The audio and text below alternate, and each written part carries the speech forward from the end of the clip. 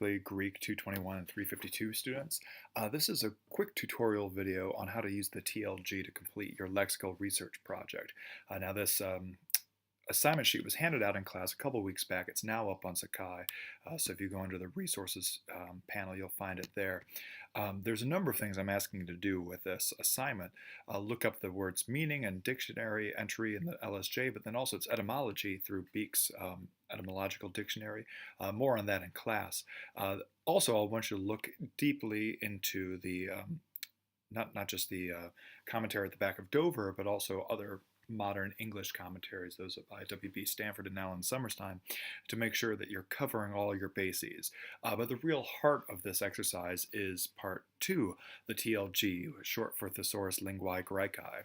And I want you to do a couple things here, choosing, as the assignment sheet says at the top, 3 nouns and 2 verbs. I want you to go deep on how those words actually appear in the Aristophanic corpus, in Frogg's in particular, but then also in his works more generally.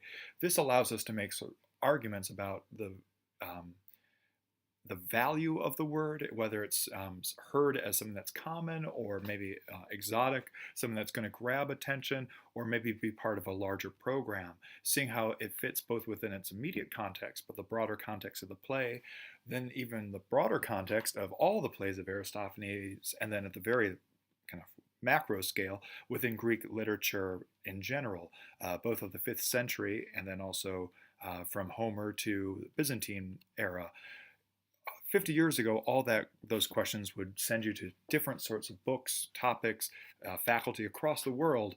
A lot of that can be done now through the TLG. It's a remarkably powerful tool, but it's also remarkably hard to use, hence this tutorial. So let's talk about getting to the TLG. TLG.uci.edu will get there. It's got a nice little homage to the early printer Stephanus there, but so this will get you there. What's a better thing to do, especially if you're working off campus, is to enter its website address, stephanus.tlg.uci, that stands for ucirvine.edu, but then tag on this longer URL kind of string, libproxy, libraryproxy.lib.unc.edu. Now, if you're off campus, if you have a VPN that's not part of the university network, this will send you to your Onion credential screen. You'll input that, and then you'll have access to everything. So let's just follow that, but you can see, since I'm on campus as I record this, it's just kicking me right here. Now, here we are, lots of things to follow up here. I'm going to be a bit narrow in my approach to keep this video under a reasonable time limit, and have us either log in if you can. You can see I'm already logged in. It's free to do, but all you basically need to do is provide some basic information, emails, and then you have access to this. You can save some of your searches. It's a useful thing. But what we're doing here today is a text search. Now there's 3 categories of that. A word index. You could enter a word or a lemma you want to search for. A word index is going to take your morphological kind of predicament seriously. Textual search is nice if you're working with papyrus, if you want a string of letters, you're not sure where the word breaks are, other things, and that's why it allows you to do things like be case sensitive, talk about add or subscript iotas, etc. You could put in wildcards if you think there are 3 letters missing. That's a useful tool for papyrologists. Our work for this assignment is solidly in this lemma. That's another word for dictionary head word. Now, I'm going to piggyback on one of your textual depths assignments to pick a word that I think is kind of interesting and significant, and this is exelenko, that to examine thoroughly, to test, to refute. Now, in my computer, I have Greek and Roman entries. So note that I have Greek input here, so I could start typing in Greek. If you do, please do that. I'm assuming most of you haven't outfitted your computers where you're working yet with this, so you can enter it in beta and transliteration. Those are both kind of ways of typing in Latin characters to get Greek outputs, but you might also find it just easy enough to click on this little Greek keyboard and start typing things in letter by letter. So exelenko is going to be epsilon, xi, epsilon, lambda, epsilon, and by the time I get to this gamma, it's going to narrow things down tremendously. And note that here it gives you a dictionary head word. It gives you there the verbal adjective But then we have a noun, another noun, and then here is our verb. Now, right now I've got this radial bullet full corpus highlighted. So if I type go, it's going to have to think for a couple seconds because this is now going through all of Greek literature and a lot of Greek kind of documentary evidence too, from Homer to the late Byzantine Empire.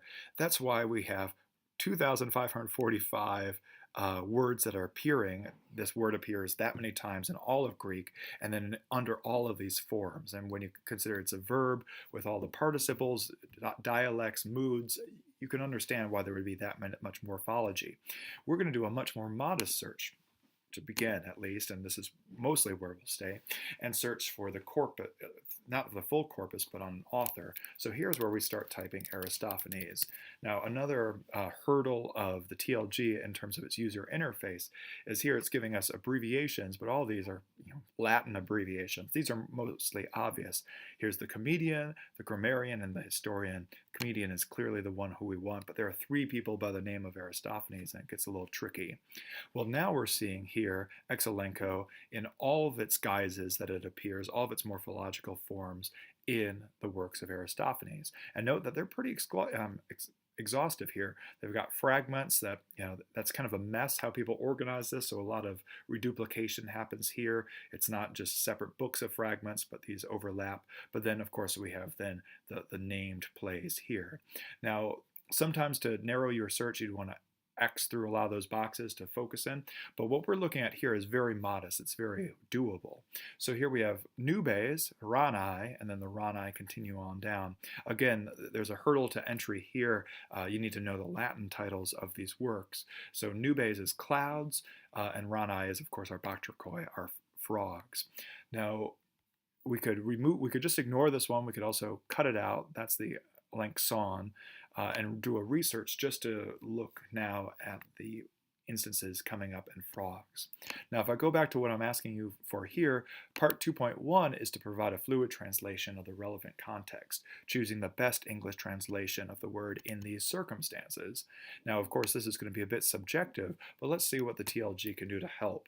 TLG always gives us a little bit of context, and if we want something fuller, you can click on this, and it will bring up in that window that part of the text. So here it is now. This is right as the oikotes arrives.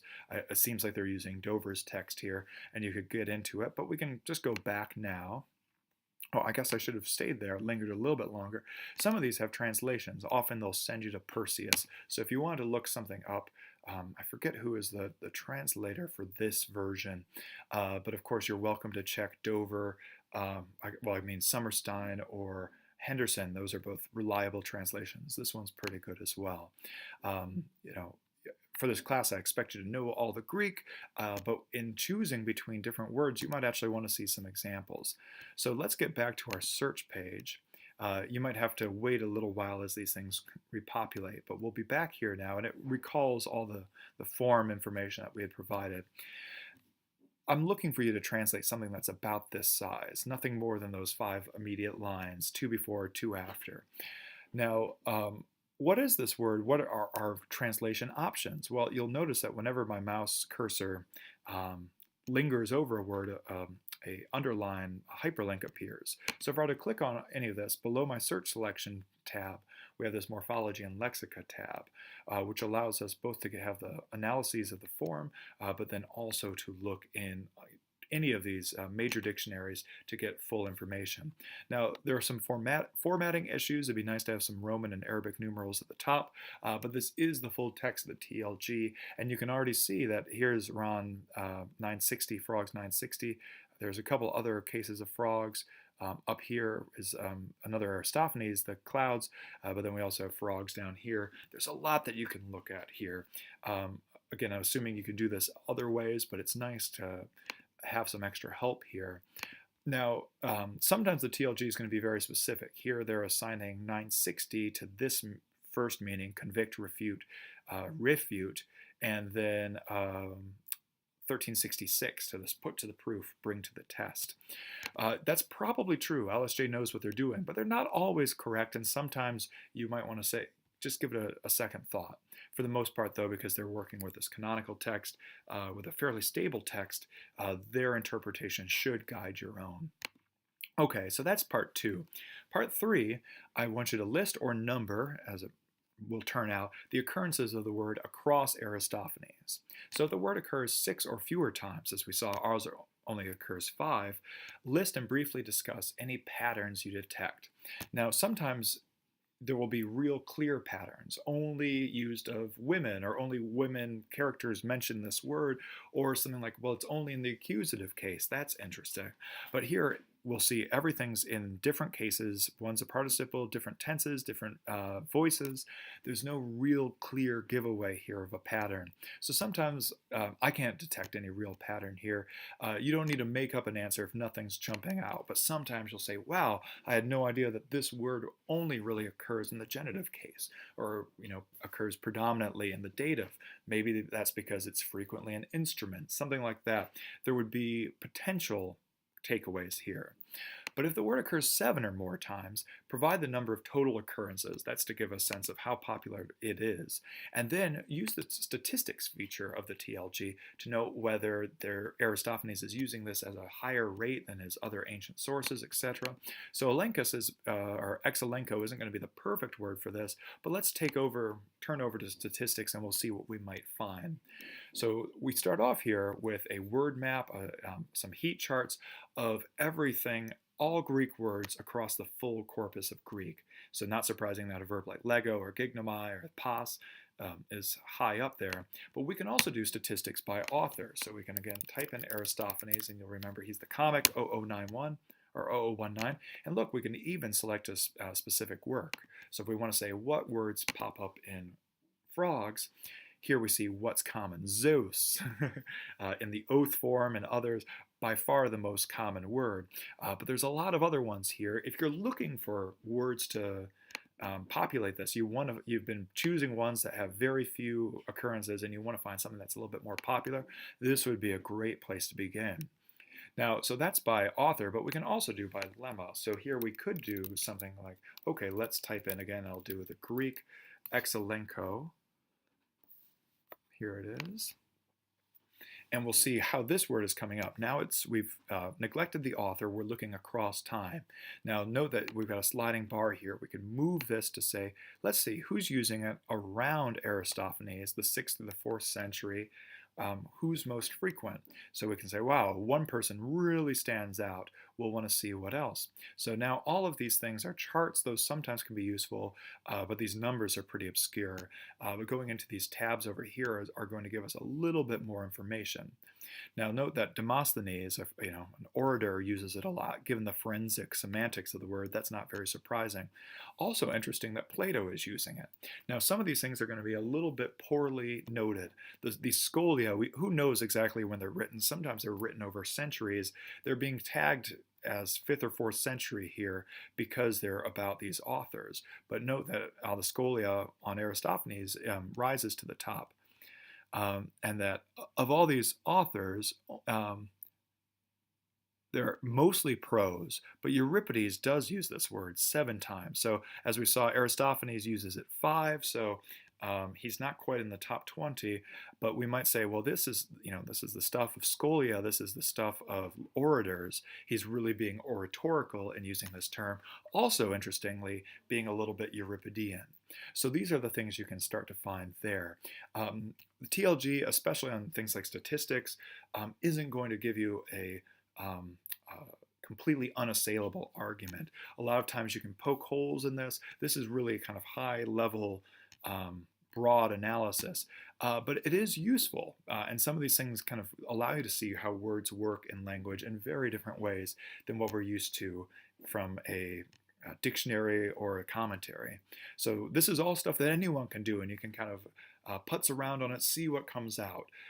So let's review before I wrap up this tutorial. This is all in service of this lexical research project, but really this is an excuse to dig under the hood of the TLG to explore and see what new things you might find. I'm asking you for 3 nouns, 2 verbs. That's quite a bit of work. As we can see, we've spent about 20 minutes already on this tutorial, and we've only been scratching the surface. This is not a small assignment, but I hope you get the hang of it, and you might be able to really speed things up as you go along. Now, translations will take some time, but again, I encourage you to use translations that are out there, especially Henderson, Summerstein, and when you're there, look at how that word is being used. I'm not so interested in you translating the sentence, but how can we get that relevant context and choose the best English word or phrase for that translation? Then I'm just looking here to say, is this specifically Aristophanic? Is anything jumping out to you? Sometimes the answer will be no, and that's fine. That's not showing a lack of uh, due diligence or inventiveness or intelligence even on your part. Sometimes there's really no pattern. Other times something will say, wow, I had no idea, because a dictionary can't give you much. It can really give you the English translation and some uses, but to be able to yourself find some of the things that you get from a TLG. They're breaking up these categories somewhat arbitrarily, intelligently, but this isn't the end-all be-all. You can do some of this work yourself, especially when you have a specific axe to grind, as you often do in this class. Well, I hope this tutorial was helpful. I look forward to talking to you in class. Always feel free to email me, al.duncan@unc.edu, or catch me in office hours or before or after class. I'd love to